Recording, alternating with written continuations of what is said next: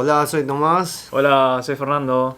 Bienvenidos a Volando con Top. En el video pasado hemos ido al palomar de nuestro amigo y hemos conocido que este deporte puede terminar ganando algo como la lotería, de la cual nos gustaría presentar un poquito más de la cultura de la colombofilia de Taiwán. Antes de comenzar, por favor, darnos el like, dejarnos sus comentarios y suscribir a nuestro canal. Bueno, primero nos gustaría presentarle cómo es la isla de Taiwán.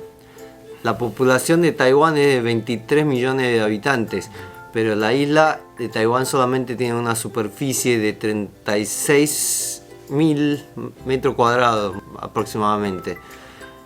Y es uno de los países con más densidad humana del mundo. Para tener una idea, Taiwán es más pequeña que Suiza, pero con triple de población humana. En la actualidad, en las zonas urbanas o desarrolladas ya no hay muchos palomares y gente criando palomas. La mayoría de los criadores ya están fuera de las ciudades o zonas rurales. Y la historia de la colombofilia en Taiwán empieza más o menos alrededor de 1930. El año preciso ya no se sabe y principalmente se divide en tres etapas. La primera, que en la época de la colonización de Japón en Taiwán, entre 1895 y 1945, la armada japonesa utilizaba las palomas mensajeras para enviar los mensajes. Durante la Segunda Guerra Mundial, el ejército de Japón necesitaba grandes cantidades de palomas mensajeras y los pichones se lo compraban a los civiles. La segunda etapa es después de la Segunda Guerra Mundial, donde el gobierno de la República de China retrocedió a Taiwán. Las palomas que dejaron los ejércitos de Japón fueron recibidos por la armada militar del partido KMT, Kuomintang. Las razas principales que recibieron son de descendencia belgas y francesas. Otras razas también, como las japonesas y alemanas. Entonces, al volver a la paz luego de la guerra, los jóvenes empezaron a criar palomas como hobby, para divertirse, y se han constituido varias federaciones de palomas mensajeras, celebrando las sueltas en grupo y modos de carrera. En 1946 se celebró la primera suelta de Taipei a Kaohsiung, aproximadamente 300 kilómetros, y el segundo intento de Taipei a Kaohsiung ya pudo haber llegadas en el mismo día. Y la tercera etapa, que es en 1960, este deporte se hizo más público, y las federaciones se fueron trasladando del ejército a asociaciones civiles. A partir de este momento, la colombofilia en Taiwán entró a su era dorada, con muchos eventos, competiciones, elevando el nivel de crianzas y competiciones cada vez más y más. En 1961 fue la primera competición con premios e introdujeron los relojes, que en ese momento eran los mecánicos, ¿no? Y en las temporadas de las carreras empezaron a ser más y más complejas. Los premios se registra que en 1964 en las carreras empezaron a repartir, y a medida de que se sumaban más participantes, tanto como colombófilos o palomas, el pozo total de los premios fue creciendo cada vez más y más. Ahora, en general, un club de 100 a 200 miembros, los premios a repartir pueden llegar más o menos a $1.000.000, y clubes más grandes de 400 a 500 miembros puede llegar hasta más de $3 millones. Mucha plata. Sí, hay bastante plata en este deporte, ¿eh? Se dice que también hay mucha delincuencia organizada involucrada. Bueno, y hay mucha guita en este deporte, parece. Entonces, digamos, se mete mucha gente que quiere sacar algún provecho económico de esto, ¿no? Entonces hace que este deporte algunas veces sea un poco más complicado que de lo normal, por el premio que hay. A nosotros nos falta plata. A mí también. Ok, seguimos. Taiwán ya desde 1971 ya es parte de la FCI, que es la Federación Internacional de Colombofilia, pero actualmente en Taiwán ya no existe una federación que imponga las reglas de competencia a los clubes, sino los clubes han constituido un reglamento para sus propias competiciones. Entonces los reglamentos de la FCI ya no tienen tanta importancia en Taiwán. Aparte, de eso, digamos, qué beneficios le pueden traer seguir a las reglas de FCI, ya que los premios que se ganan aquí es mucho más de lo que FCI le puede dar.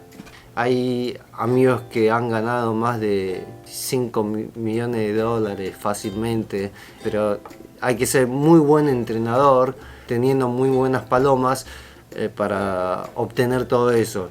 Más o menos solamente un 10% de los competidores, o sea, salen ganando todas las competiciones, digamos.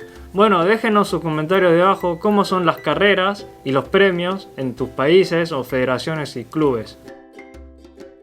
Bueno, recién estábamos hablando de que hay muchas delincuencias. Siempre cuando hay más intereses, nacen los males. Los colombófilos de Taiwán empezaron a hacer trampas en las competiciones, por ejemplo, doble palomar, copia de anillos, relojes falsos o cualquier otro tipo de trampa que se le ocurra, porque hay tanto beneficio de que sale ganando con unas trampitas, puede ganar mucha plata. Entonces hay gente también empezaron a secuestrar las palomas mientras están volando, ponen trampas y redes en áreas forestales y en las rutas de palomas, ya que las palomas le gustan volar en los valles y montañas, y Taiwán exactamente es una isla donde en el centro son todas montañas y áreas forestales. Las palomas capturadas, los delincuentes le piden grandes chantajes a los dueños, y esto a veces puede pasar durante una carrera, y con la anilla de vida puede localizar fácilmente a los dueños y le piden la plata para que la devuelvan. Esto a veces puede ocurrir durante las carreras, como vos dijiste, y como Taiwán esta actividad no está regulada por ninguna ente gubernamental, Sí. no pueden hacer nada legalmente contra estos bandidos, ¿no? Sí.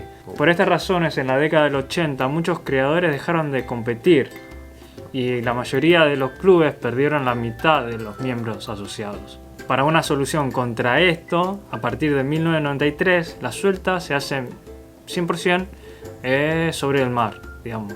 En barco llevan las palomas y van hasta un punto y las sueltan. De lo que sabemos, las sueltas de mar son las carreras más difíciles del mundo. El punto de suelta en general es aproximadamente 200 a 300 kilómetros fuera de Taiwán, y sumando la parte de la tierra, más o menos llega a un 400 kilómetros aproximadamente.